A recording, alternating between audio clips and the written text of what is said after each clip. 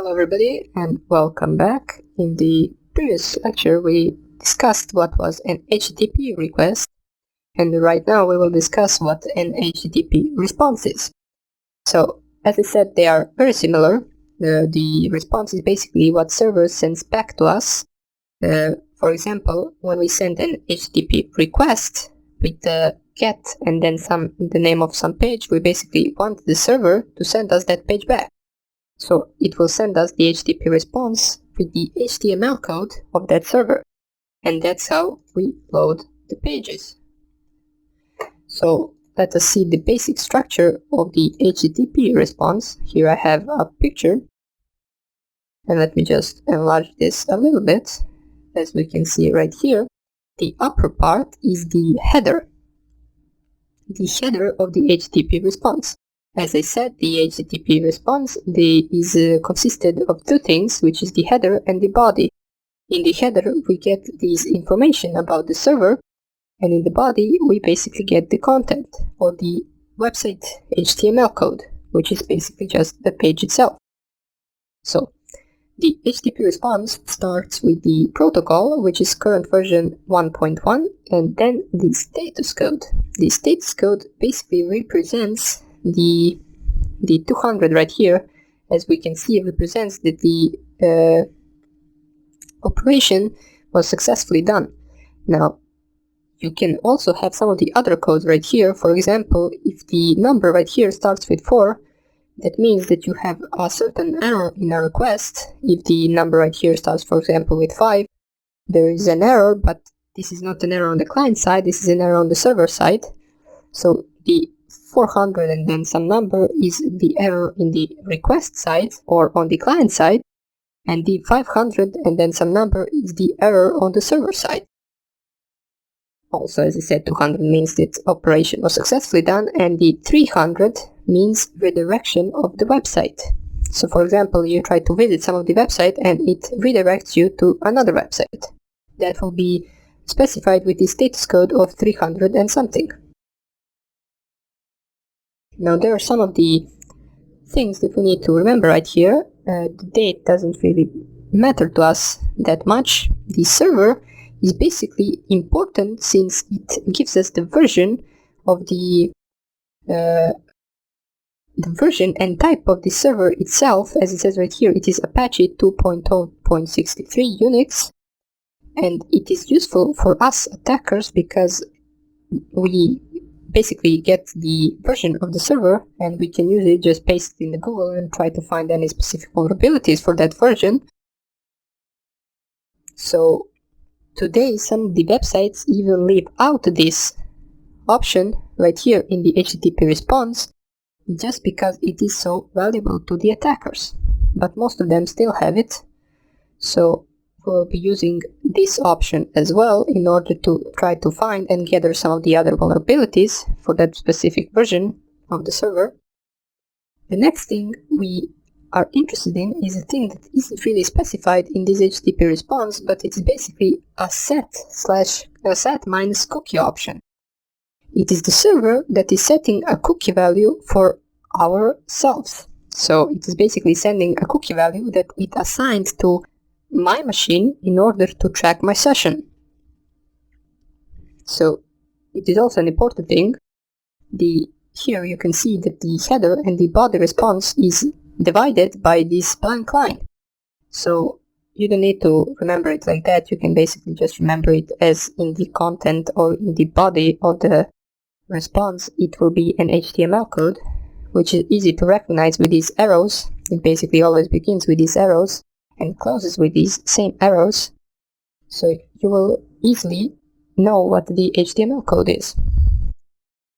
Now that's some of the things that you need to know from the HTTP response, but before we continue, there is another thing that I want you to know, which is the HTTP methods available.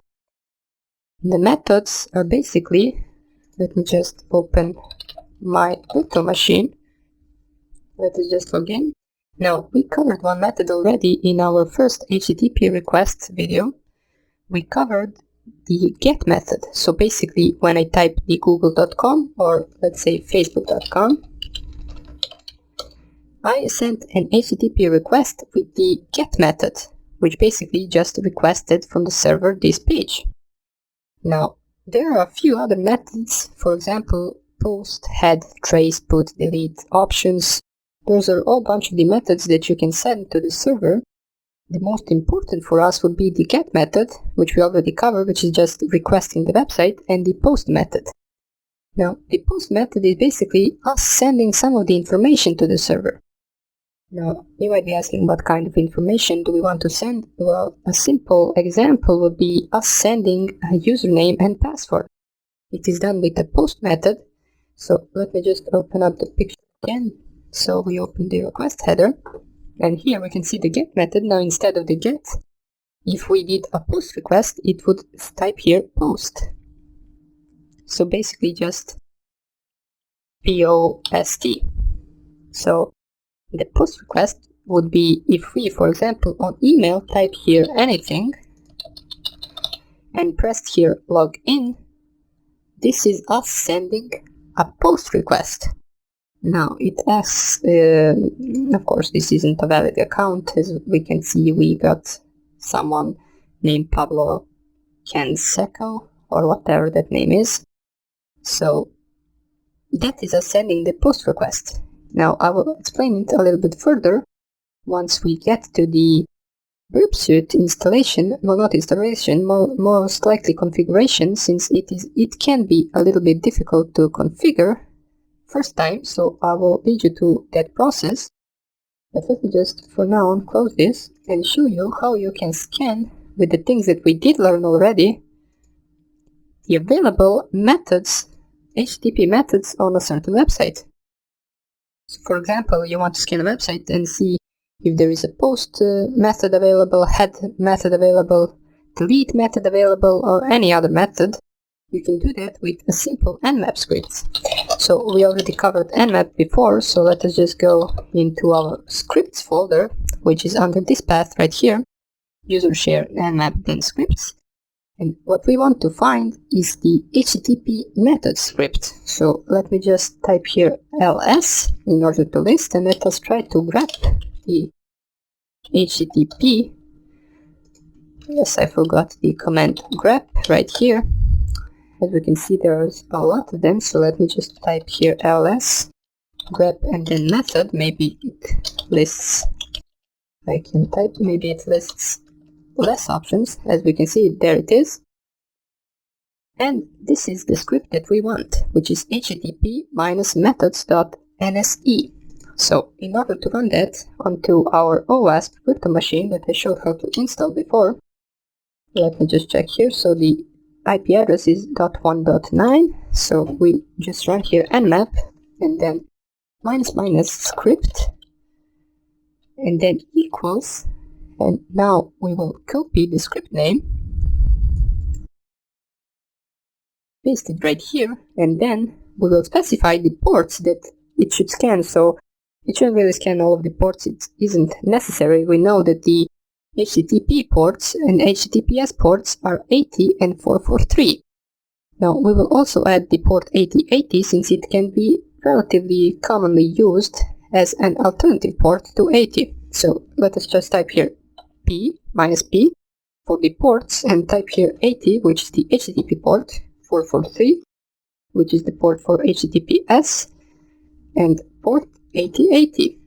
And now at the end, we want to specify our IP address of the target, so it is .1.9. Now we will let this run. I'm not really sure how long it should take. It should finish relatively fast. Here we go. And we can see that it gives us the output, port 80, TCP open HTTP, and available HTTP methods. We can see right here, supported methods, get, head, post, options, and trace. These are some of the HTTP methods. And potentially risky methods is trace. So we can see that with this nmap script, we can gather the available methods for any website with the specified port. Now, in order for us to view the packets that are going to the website and back, we need to use a proxy. And for that proxy, we will use Burp Suite, which will let us see all of our packets that we are sending, and it will let us change them. And also it is used for some of the attacks, such as a simple brute force onto the website, the session hijacking, and bunch of other attacks. Now, the process of making the Burp Suit as your proxy can be a little tricky, so I will show you how to do that in the next video. And until then, I hope you're having a great day and take care.